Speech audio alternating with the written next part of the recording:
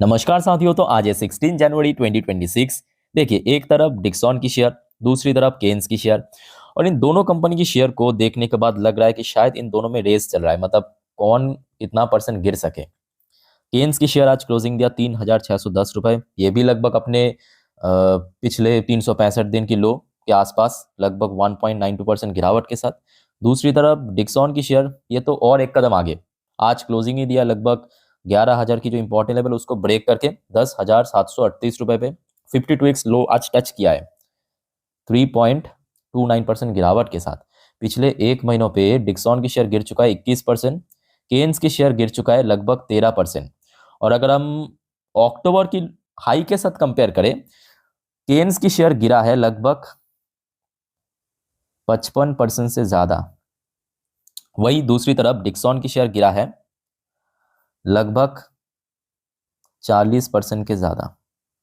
अब देखिए, यहाँ पे मेन कॉन्टेस्ट ये नहीं है, मेन कॉन्टेस्ट ये है कि क्यों। देखिए, क्यों इस टॉपिक को इसके पहले भी मैं काफी बार कवर कर चुका हूँ। आज की डेट में दो और एक्स्ट्रा अपडेट है, ठीक है, थोड़ा सा आप देख लीजिए, और कहाँ तक गिर सकता है, क्या आपकी स्ट्रेटजी हो सकता है, सब कुछ हम डिटेल में कवर करेंगे। देखिए, सबसे पहली बात, डिक्सॉन के ऊपर एक अपडेट आया जिस वजह से आज डिक्सॉन की शेयर एकदम से रिएक्ट किया। अपडेट कुछ ऐसा है कि राइजिंग मेमोरी चिप प्राइसेस वे डाउन डिक्सॉन स्टॉक। तो देखिए, मेमोरी चिप जो है ना, वो एक बहुत इंपॉर्टेंट कह सकते हो कि एक पार्ट है जो कंपनी काम करता है मोबाइल फोन मैन्युफैक्चर की। ये देखिए, मैं आपको थोड़ा आर्टिकल पढ़ के समझाता हूँ। A surge in memory chip यानी D RAM price, regulatory overhang and a flat quarterly growth have weighed on the stock Dixon technology, India's largest Android handset maker. अब देखिए, जब रॉ मटेरियल की प्राइस या कोई पर्टिकुलर कंपोनेंट की price बढ़ जाएगा, उसमें क्या नुकसान होगा कंपनी की जो मार्जिन है, operational profit margin, net margin, वह एकदम से श्रिंक कर जाएगा, मतलब कम हो जाएगा। उससे क्या होगा कि कंपनी की प्रॉफिट, उसमें थोड़ा सा इंपैक्ट हमें देखने को मिलेगा।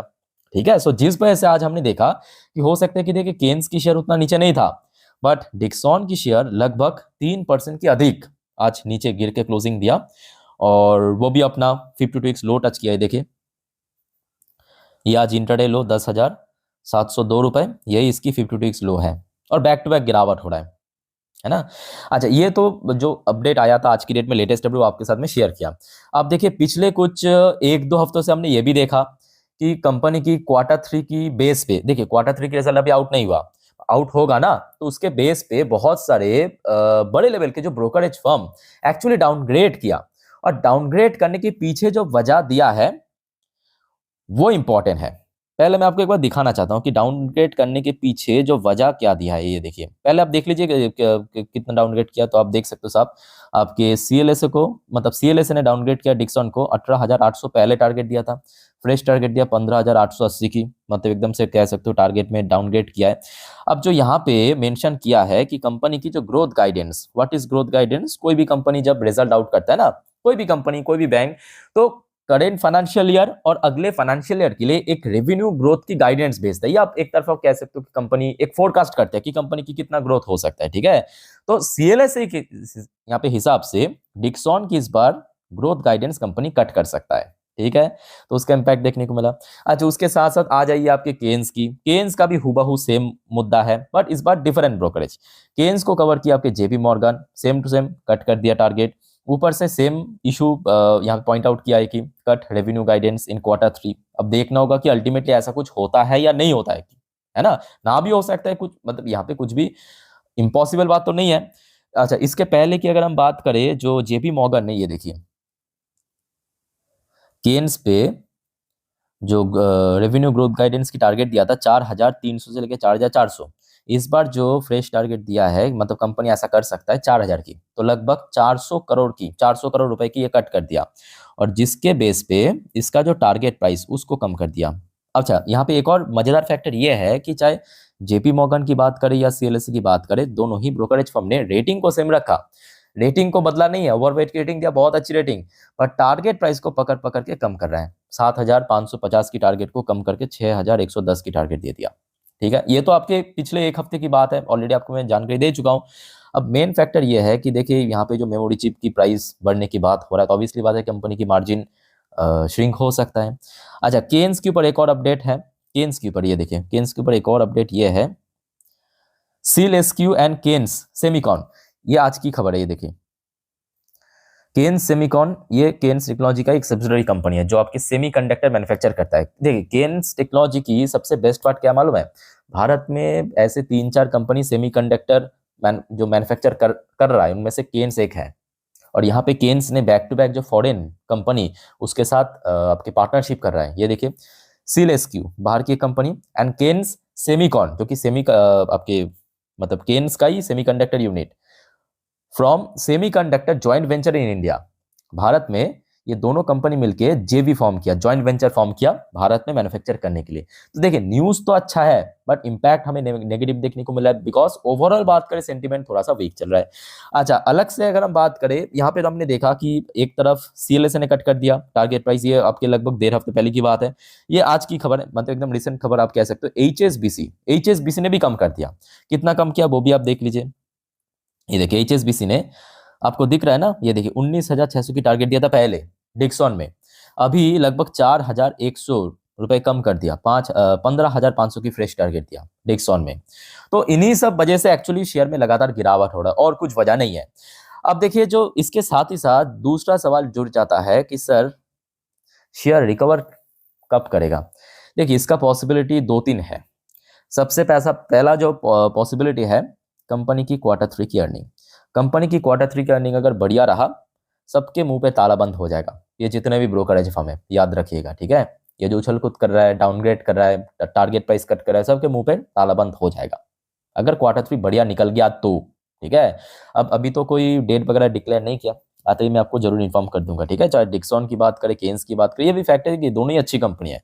दोनों का ही अगर आप देखेंगे डिक्सॉन की या केन्स की जो पिछले 5 साल 10 साल की sales growth, profit growth unmatchable है। ये आपके डिक्सॉन की आप देख सकते हो ग्रोथ रेट पिछले 10 साल की, 5 साल की, ये आपकी प्रॉफिट ग्रोथ है।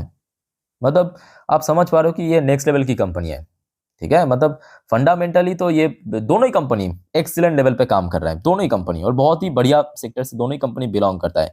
अब ये केन्स की आप बात करिए, देखिए केन्स की आप देख लीजिए 5 साल की रिकॉर्ड है, ये 5 साल की सेल्स ग्रोथ, ये आपके 5 साल 3 साल इस साल की प्रॉफिट को, जबकि बाकी कंपनी आप देखिए 2025 में कितना स्ट्रगल किया है ना, उसके बावजूद भी केन्स डिक्सॉन जैसे कंपनी कितना बढ़िया काम कर रहा है, ठीक है। तो आशा रखता हूँ अगर Q3 बढ़िया निकल गया तो शेयर रिवाइव कर सकते हैं। इवन जितना रैपिड गिरा है जल्दी से जल्दी रिकवर भी कर जाएगा। अच्छा दूसरा फैक्टर ये भी है कि आगे बजट है, और इस बार बजट में देखिए मेरा कहना नहीं है, बहुत सारे एक्सपर्ट का कहना है कि सेमीकंडक्टर और इलेक्ट्रॉनिक मैन्युफैक्चर के ऊपर कुछ ना कुछ बड़ा सपोर्ट सरकार दे सकता है।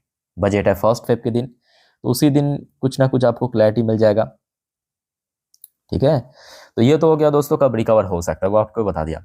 अब बात यह है कि देखिए बजट या Q3 आने में भी तो टाइम है ना। अब वो आते आते हो सकता है कि शेयर और पिट जाए और गिर जाए, वो भी हो सकता है ना, और भी गिर सकते हैं क्योंकि इसका कोई लिमिट नहीं है, नीचे की तरफ तो एकदम जीरो तक जा सकता है, कोई लिमिट तो ही ना है। तो अगर हम डिक्सॉन को पिक करें तो डिक्सॉन की शेयर देखिए इस लेवल पे था कब मालूम है, बहुत पहले की बात है, आज की बात नहीं है। शेयर इस लेवल पे आया था आपके, ये देखिए सीधा जून 2024। शेयर मतलब डिक्सॉन की शेयर की मैं बात कर रहा हूँ, 10,000 से सीधा सीधा 11,000 स्पाइक किया था, 10,000 के ऊपर, मतलब रुका ही नहीं था, सीधा सीधा शूट अप हुआ था, ठीक है। अब क्योंकि देखिए 10,000 10,500 एक साइकोलॉजिकल लेवल है, तो मे बी इमीडिएटली अगर शेयर में गिरावट हुआ तो आई थिंक कि 10,000 से लेके 10,500 ये एक आइडियल सपोर्ट लेवल बन सकता है। इन केस अगर ये सपोर्ट लेवल भी टूट गया तो फिर तो और नीचे जा सकता है। अच्छा केन्स की अगर हम बात करें, केन्स की शेयर भी हमने देखा आपके 2024 की बात है, आज की बात नहीं है। 2024 में वही से मई जून पे इसी लेवल के आसपास सपोर्ट मिला था 3,400 500 की रेंज पे, ठीक है। तो केन्स के लिए 3,400 से लेके 3,500, और ऑलरेडी शेयर आ भी चुका है, ये भी फैक्ट है, 3,500 के नजदीक ही पहुंच चुका है शेयर, है ना। यही अच्छा सपोर्ट लेवल है। तो देखिए अल्टीमेटली क्या करना चाहिए, तो मेरे हिसाब से लॉन्ग टर्म की सोचिए, दोनों ही कंपनी फंडामेंटल स्ट्रांग है। आप खुद देखिए, आप खुद को पूछिए कि क्या कंपनी में कोई गड़बड़ है, कंपनी की कोई इंटरनल इशू है, कंपनी की बैलेंस शीट में कोई गड़बड़ है, लॉस मेकिंग कंपनी है। तो आपका जवाब अगर नो आता है तो ऑब्वियसली आई थिंक यहाँ पे गो फॉर लॉन्ग टर्म, है ना। और दूसरी बात कुछ हद तक यहाँ पे पॉलिटिक्स भी चलता है, आपको भी पता है, मुझे भी पता है, मैं आपको इसके पहले भी बार बार कह चुका हूँ, ये जो ब्रोकरेज फर्म बार बार डाउनग्रेड कर रहा है इतना बढ़िया बढ़िया सेक्टर, इतना बढ़िया कंपनी को। तो ऐसा नहीं कि बस ऐसे ही कर रहा है, ठीक है। इन लोगों को भी पता है कि आज नहीं तो कल ये चलेगा, इसको कितना हो सके नीचे किया जाए, हम लोग घुसेंगे, फिर बाद में इसको खींचेंगे ऊपर की तरफ, सिंपल बात है, ठीक है। तो सिंपल यहाँ पे लॉन्ग टर्म की व्यू से ही जाइए, और अगर इस बीच में कुछ और खबर मिला तो डेफिनेटली आपके साथ में शेयर कर दूंगा, ठीक है। बाकी दोस्तों वीडियो अच्छा लगे तो वीडियो को लाइक करना, चैनल को सब्सक्राइब करके रखना। मिलते हैं नेक्स्ट वीडियो में। टेक केयर, बाय बाय, जय हिंद।